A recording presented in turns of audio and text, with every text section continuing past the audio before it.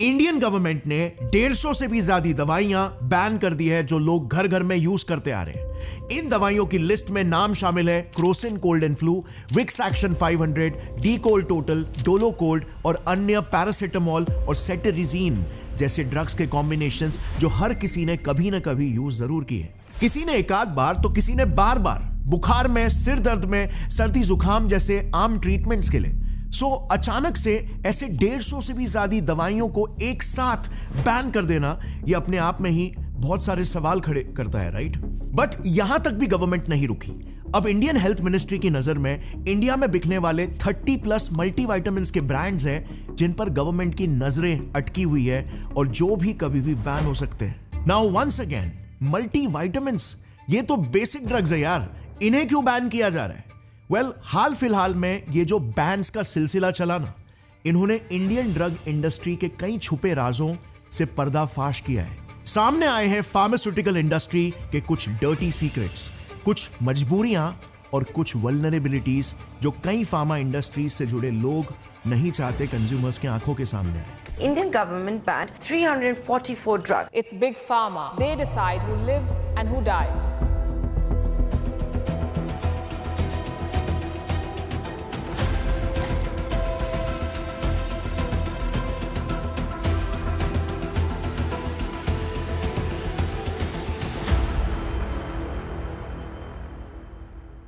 लेकिन आज का ये वीडियो रिस्क को अवॉइड करते हुए इन्हीं सारे राजों को खोलने के मकसद से ही बनाया गया ताकि आप तक सही अवेयरनेस फैले और सभी व्यूअर्स इन्फॉर्म डिसीजंस ले पाए, क्योंकि आखिर हमारे हेल्थ का सवाल है और हेल्थ से ज्यादा वैल्यूएबल कोई चीज इस दुनिया में होती है क्या?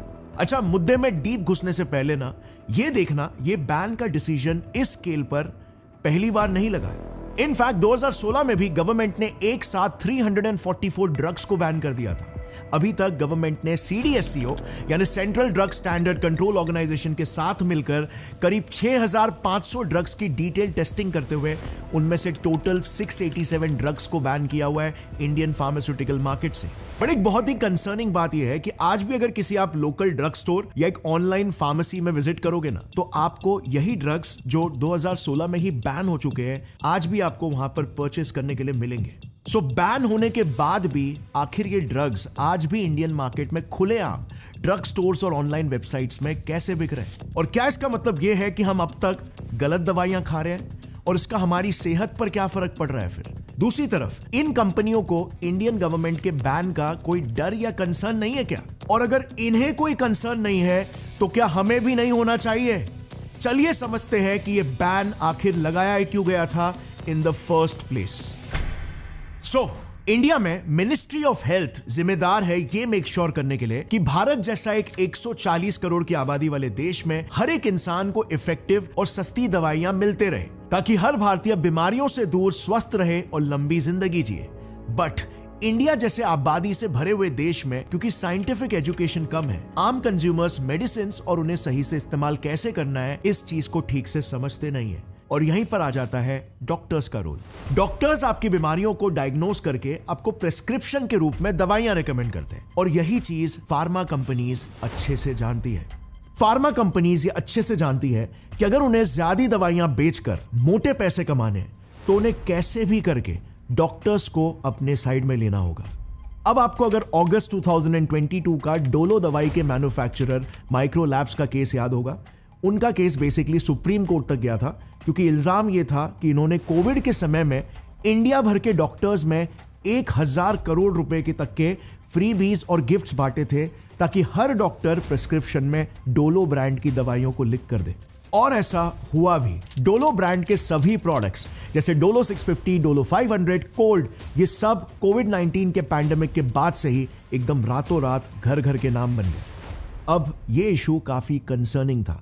इवन सुप्रीम कोर्ट ने तक इसे बहुत ही सीरियस इशू बताया। 1,000 crore freebies have been paid to doctors across India to prescribe the popular anti-fever medicine Dolo. CBDT ने अपनी जांच में पाया है कि माइक्रो लैब्स ने डोलो की सेल बढ़ाने के लिए डॉक्टरों को 1000 करोड़ रुपए की रेवड़ियां बांटी। क्योंकि नेशनल मेडिकल कमीशन ने 2002 से ही ऑलरेडी ये रूल पास करके रखा है कि इंडियन डॉक्टर्स कोई भी ब्रांडेड मेडिसिन का नाम नहीं रेकमेंड कर सकते। उन्हें सिर्फ उस दवाई के केमिकल का ही नाम या जेनेरिक नाम ही प्रेस्क्राइब करना है। यानी कि बेसिकली डॉक्टर्स डोलो 650 प्रेस्क्रिप्शन में नहीं लिख के दे सकते, उन्हें डोलो 650 का जो एक्टिव केमिकल या ड्रग है जो कि पैरासिटामोल है वही अपने प्रेस्क्रिप्शन में लिखना होगा। क्योंकि बेसिकली इससे पेशेंट के पास ऑप्शन होगा ना कि वो जो ब्रांड का चाहे और जो ब्रांड का उसे परवड़े वो दवाई को परचेस करे। अगर वो कमजोर फाइनेंशियल बैकग्राउंड से आता है तो इवन वो जेनेरिक मेडिसिन भी खरीद सकता है जिसकी कीमत भारत सरकार के सब्सिडाइजेशन की वजह से 3 से 4 गुना कम होती है। और इसीलिए डॉक्टर्स प्रेस्क्रिप्शंस में किसी एक पर्टिकुलर ब्रांड की दवाई का नाम लिखकर पेशेंट को जबरदस्ती महंगी दवाई खरीदने के लिए परसुएड नहीं कर सकते। लेकिन आज तक कितने ही डॉक्टर्स खुलेआम ब्रांडेड दवाइयों के नाम पेशेंट्स को रेकमेंड करते आ रहे हैं और उसके पीछे की वजह है फार्मा कंपनीज की लॉबिंग। इट टर्न्स आउट ये डोलो कंपनी का केस कोई इकलौता केस बिल्कुल नहीं था, बल्कि ये इंडस्ट्री की दुर्भाग्यवश एक कॉमन प्रैक्टिस है। पिछले ही साल मैंने डिटेल में एक पूरा वीडियो बनाया था जिसमें हमने डॉक्टर्स और फार्मा कंपनीज के नेक्सस को एक्सपोज किया था विद प्रूफ्स। बताया था कि कैसे ये बड़ी बड़ी फार्मा कंपनियां डॉक्टर्स को फ्रीबीज और यहां तक कि लग्जरी हॉलिडे ट्रिप्स तक ऑफर कर रही है उनकी दवाइयां प्रिस्क्राइब करवाने या सिंपली बेचने के लिए। इवन आपको कई डॉक्टर्स के छोटे छोटे क्लिनिक्स में तक मेडिकल रिप्रेजेंटेटिव्स या एमआरस अपने अपने कंपनीज की दवाइयों को लेकर खड़े दिखेंगे। डॉक्टर्स को इससे एक्स्ट्रा इनकम मिलती है और फार्मा कंपनीज के सेल्स भी बढ़ते हैं। तो बेसिकली फार्मा कंपनीज जब चाहे बड़े आसानी से मार्केट को कंट्रोल कर सकती है। पेशेंट को जो दवाई की एक्चुअल रिक्वायरमेंट है उसके जगह पर कुछ भलता ही उससे महंगी दवा डॉक्टरों के थ्रू प्रिस्क्राइब करवा सकती है और ये एक डेंजरस लूपहोल है। मजबूर पेशेंट तो बेचारा जो भी दवाई डॉक्टर लिख के देगा वो उसे खरीदेगा, जिससे फिर डॉक्टर्स से लेकर मेडिकल शॉप ओनर्स और डिस्ट्रीब्यूटर्स तक सबको कमीशन मिलेगा। बट गवर्नमेंट के नजरों में यहां पर नुकसान होता है सिर्फ और सिर्फ कस्टमर्स का। डोंट फॉरगेट, इंडिया जैसे देश में आज भी एक एवरेज इंसान की इनकम 15,000 रुपए पर मंथ है 2024 के ही लेटेस्ट रिकॉर्ड्स के हिसाब से। अगर कोई अमीर पेशेंट है तो एक बार के लिए उसे ब्रांडेड दवाई के लिए 3 गुना ज्यादा पे करना चल भी जाएगा। बट अगर कोई गरीब मरीज है जिसे कोई सीरियस बीमारी हो गई है तो वो तो दवाइयों के खर्चे तले दब जाएगा। अब नो डाउट यहां पर डॉक्टर्स ने भी अपनी सफाई में इंडियन फार्मास्यूटिकल सिस्टम के एक दूसरे बहुत ही इंपॉर्टेंट लूपहोल को एक्सपोज किया है, जिसके बारे में हम कुछ ही देर में बात करेंगे।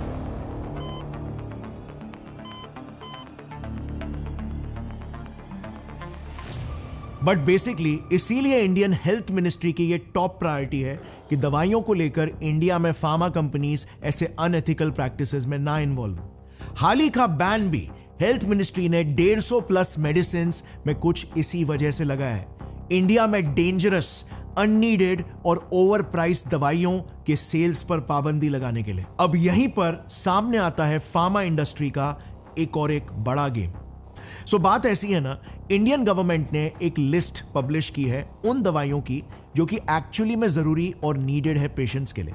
इस लिस्ट को national list of essential medicine या NLEM कहते हैं। गवर्नमेंट ने उन सारी जरूरी और लाइफ सेविंग ड्रग्स को लिस्ट किया है जो हमारे हेल्थ केयर सिस्टम में मिलना आवश्यक है, कंपलसरी है।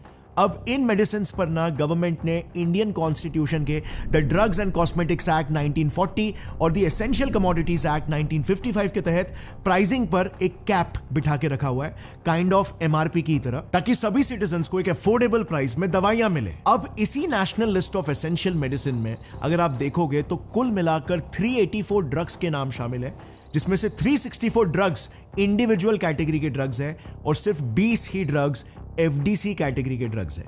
अब ये FDCs कैटेगरी क्या है दवाइयों की और क्यों ये बैन के पीछे एक बड़ी वजह है। सो FDCs का फुल फॉर्म है फिक्स्ड डोज कॉम्बिनेशन ड्रग्स, जिन्हें मार्केट में कॉकटेल ड्रग्स भी कहा जाता है। ये बेसिकली वो ड्रग्स होते हैं जिनमें एटलीस्ट 2 या उससे ज्यादा इंडिविजुअल दवाइयों का मिक्सचर होता है, और क्योंकि ये नापातुला फॉर्मुलेशन होता है इसीलिए इन्हें फिक्स्ड डोज कहते हैं।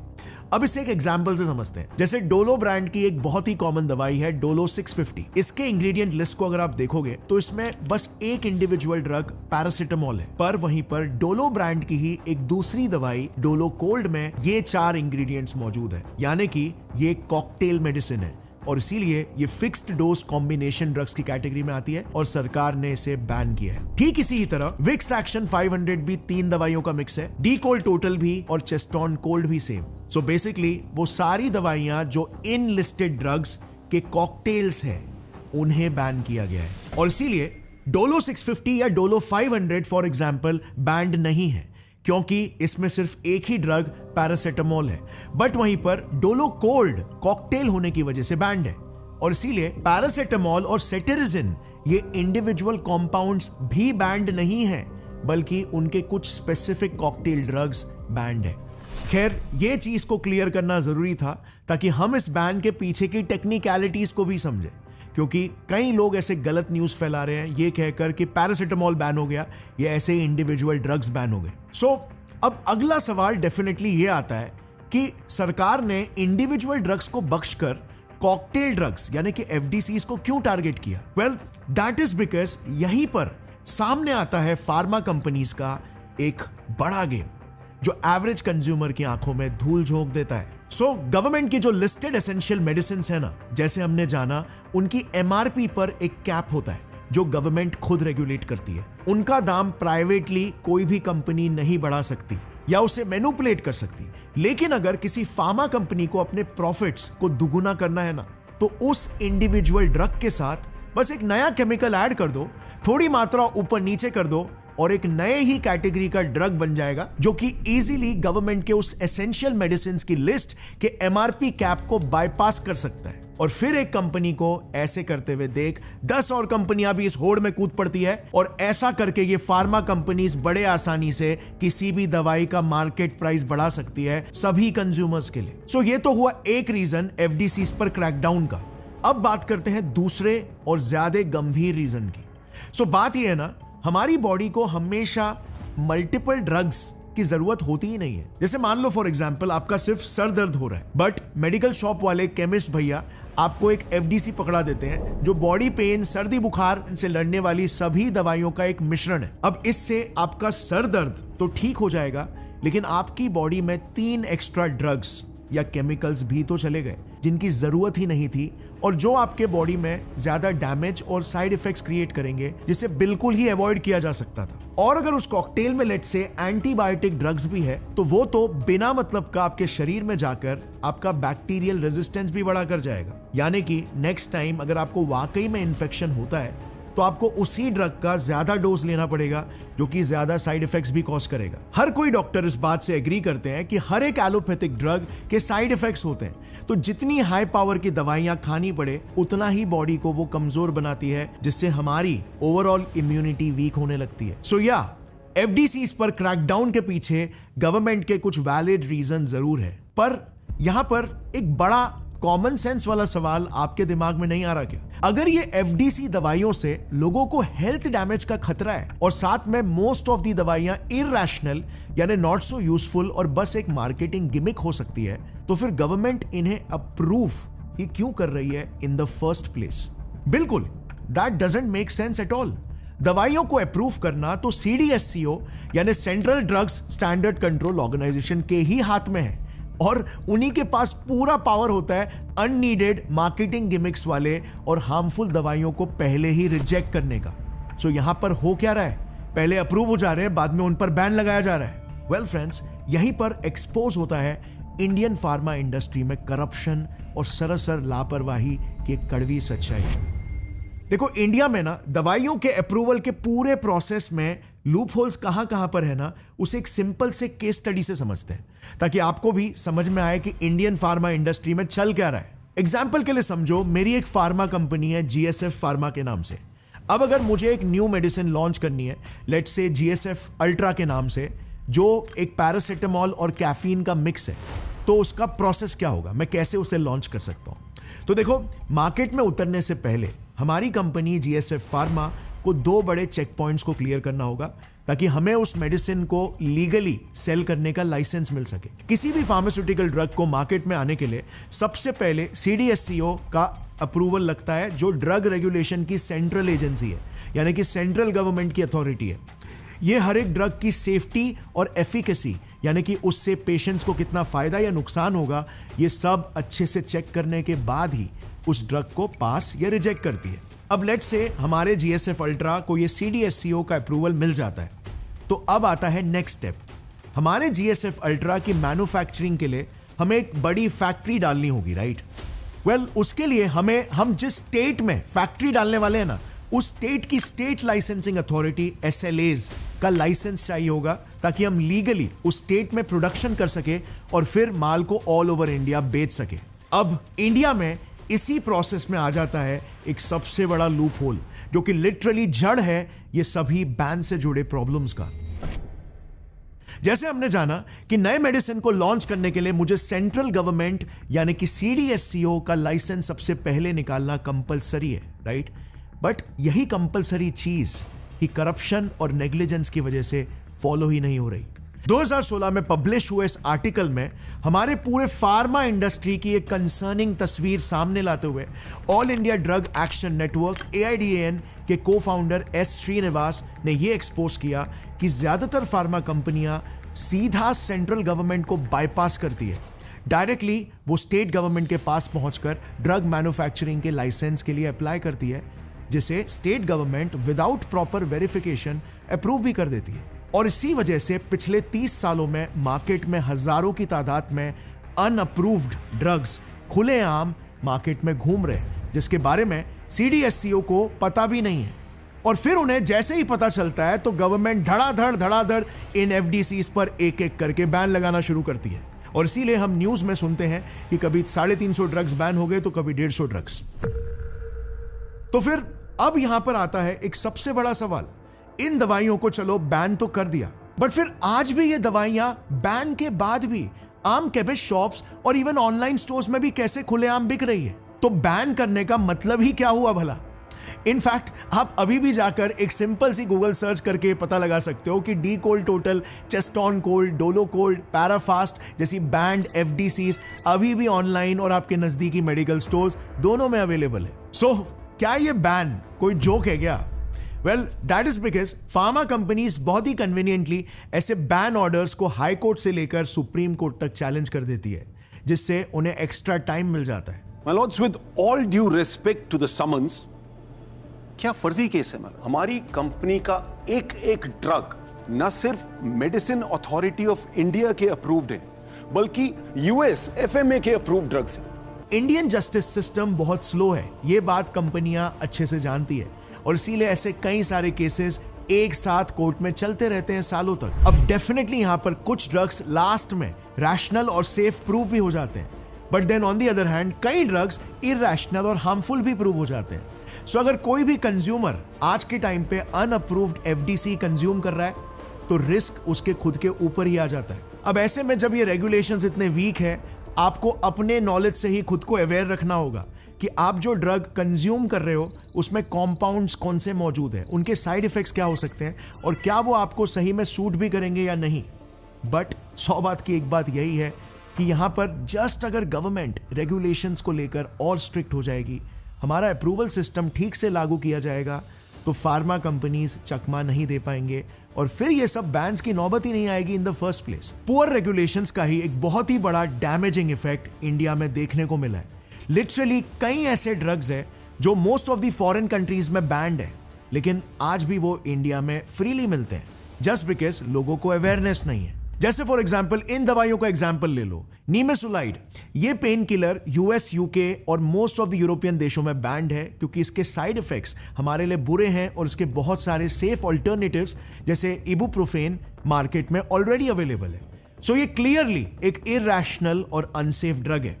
इवन पेफ्लोक्सासिन और स्पैरफ्लोक्सासिन जो पिछले 15 साल से US और कई डेवलप्ड कंट्रीज में बैंड है, वो आज तक इंडियन मार्केट्स में ओपनली अवेलेबल है। BBC के 2012 में पब्लिश इस आर्टिकल में उनकी टीम ने इंडिया के फार्मा इंडस्ट्री की डिटेल्ड इन्वेस्टिगेशन की थी और तभी यह कंक्लूड किया था कि रेगुलेशंस को ठीक से फॉलो नहीं करने की वजह से फार्मा कंपनीज ने इंडिया को दुनिया का एक फार्मास्यूटिकल डंपिंग ग्राउंड ही बना दिया है, जहां पर लगातार रिजेक्टेड और सब स्टैंडर्ड ड्रग्स कंज्यूम किए जा रहे हैं, चाहे जाने में या अनजाने में। बेसिकली सभी फार्मेसीज को यही लगता है कि दुनिया में जो भी दवाइयां कहीं नहीं चलेगी वो लास्ट में इंडिया में तो चल ही जाएगी, और हम जैसे मोस्ट ऑफ द आम कंज्यूमर्स को इस बात का कोई आइडिया ही नहीं है just because of lack of awareness.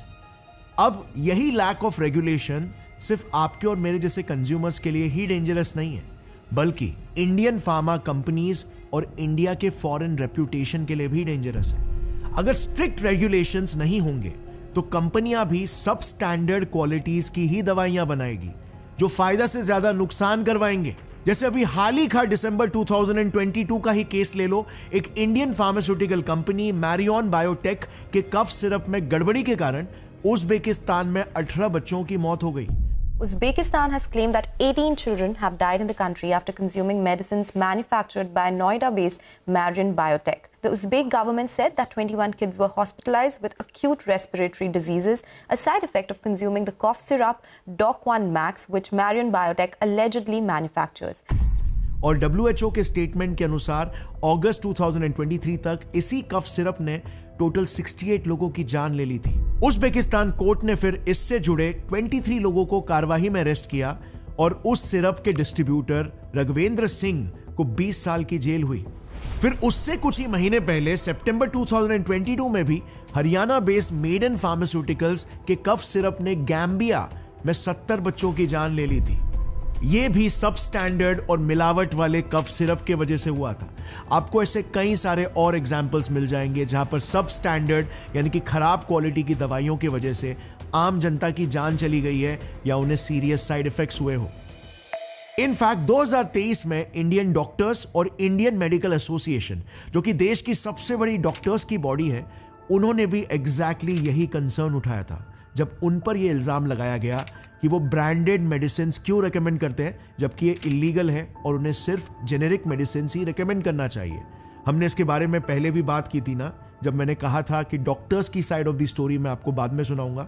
Well, according to Indian doctors, generic medicine की क्वालिटी ही इंडियन डॉक्टर्स का सबसे बड़ा कंसर्न है। I really appreciate that generics should be given, the common man should be benefited, but the point is, who is going to have a quality control of the generics, number one. And number two, who is going to control the corruption? Doctors ने ये notice किया है कि generic medicine ज्यादातर खराब production और सब standard quality से ही बनती है। उन पे कोई भी स्ट्रिक्ट रेगुलेशंस या फिल्ट्रेशंस नहीं किए जाते और यही वजह है कि डॉक्टर्स ब्रांडेड ड्रग्स प्रिस्क्राइब करना ज्यादा प्रेफर करते हैं जिनकी क्वालिटी पर भरोसा किया जा सकता है। और ये बात काफी हद तक सही भी है। हमारी गवर्नमेंट को पहले जेनेरिक ड्रग्स को पूरी तरीके से सेफ और एफिशिएंट बनाना होगा और उसी के बाद ही वो कोई भी रूल्स या लॉस का 100% implementation without any collateral damage expect भी कर सकते हैं। अगर हमें ग्लोबल स्टैंडर्ड को मीट करना है तो वो स्टैंडर्ड को हमें सबसे पहले घर में ही क्रिएट करना होगा, तब जाकर हर कोई भारतीय फार्मा एंटरप्रेन्योर उस स्टैंडर्ड को इजीली इंटरनेशनली भी किसी भी देश में अपहोल्ड कर पाएगा। इंडिया जैसे देश का पोटेंशियल बहुत ही ज्यादा है। इंडिया को कोविड-19 के बाद से फार्मेसी ऑफ द वर्ल्ड का टैग मिला है जस्ट बिकॉज हम ग्लोबली वैक्सीन्स और जेनेरिक मेडिसिन के सबसे बड़े सप्लायर हैं। India truly established that it was the pharmacy of the world. India had extended a helping hand by providing made in India vaccines to nearly 100 countries. India is playing the role of the pharmacy to the world. क्योंकि कोविड-19 के pandemic के दौरान India के vaccines ने दुनिया भर के देशों में करोड़ों लोगों की जान को बचाया था, वो भी ऐसे क्रिटिकल टाइम में जब यूएसए और यूके जैसी एडवांस और विकसित कंट्रियां भी अपने खुद के देश की मेडिसिन का ही कोटा पूरा नहीं कर पा रही थी। और तब ऐसे समय में इंडिया ने ना सिर्फ अपने 140 करोड़ की आबादी को वैक्सीन और ड्रग्स पहुंचाए, बट इवन पूरे यूएस और यूके में 40% तक जेनेरिक मेडिसिन इंडियन फार्मास ने ही सप्लाई किया। Africa, Latin America, south east Asia में आज भी इंडिया अफोर्डेबल कॉस्ट में वैक्सीन पहुंचाता है। That we were extremely grateful for the support that India gave to the continent, and India was a friend in very difficult times. So we would like India, with its wonderful pharmaceutical companies, to establish plants on the African continent. यानी कि हमारे पास drugs की technology है और supplying capacity भी है, बस हमें सेफ और रिलायबल स्टैंडर्ड्स अचीव करने की तरफ अपने कदम बढ़ाने हैं। हमें अपने रेगुलेशंस और स्टैंडर्ड्स को और स्ट्रांग बनाना होगा। हमें ड्रग सेफ्टी और क्वालिटी के मामले में चलता है एटीट्यूड को उखाड़ फेंकना होगा और एब्सोल्यूट द बेस्ट बनना होगा, क्योंकि इंडिया की फार्मा इंडस्ट्री ग्लोबली इंडिया की पहचान बन सकती है। हमारी फार्मा इंडस्ट्री जियोपॉलिटिकली इंडिया का सबसे बड़ा जियोपॉलिटिकल वेपन बन सकती है, जिसे सही तरीके से लेवरेज करके इंडिया दूसरे देशों से अपने नेगोशिएशंस अपने फेवर में करवा सकती है, जैसे आज चाइना करता है। अपने स्किल्ड वर्कर्स की बड़ी मैन्युफैक्चरिंग इंडस्ट्री के दम पर। और आप सब मेरे व्यूअर्स से मेरी बस सिर्फ एक ही रिक्वेस्ट है, आप और मैं ना इस बड़े जियोपॉलिटिकल, पॉलिटिकल, इकोनॉमिक गेम में बस एक छोटे से प्यादे हैं। कुछ आगे बढ़ जाएंगे, कुछ शहीद हो जाएंगे, तो कुछ रानी बन जाएंगे, बट हर किसी के हेल्थ की सबसे पहली जिम्मेदारी उसके खुद के ऊपर होती है। एटलीस्ट हमें ऐसा माइंडसेट रखना चाहिए लाइफ में। साइंस ने मुझे बस यही सिखाया है कि खुद नॉलेज हासिल करो, हर दिन कुछ नया सीखो, चीजों को फंडामेंटली समझो और अपनी जिंदगी को सही डायरेक्शन दो। हमारे चॉइसेस और हमारे डिसीजंस हमारी लाइफ को डायरेक्शन देते हैं और हम बेहतर चॉइसेस और डिसीजंस साइंस और साइंटिफिक सोच की वजह से लेते हैं। सो इस वीडियो को जितना हो सके अपने फ्रेंड्स और फैमिली मेंबर्स के साथ शेयर जरूर करना, ताकि हम हर एक इंडियन में यही सोच डेवलप कर सके और मिलकर हमारे समाज को बेहतर समाज बनाए। जय हिंद, जय विज्ञान।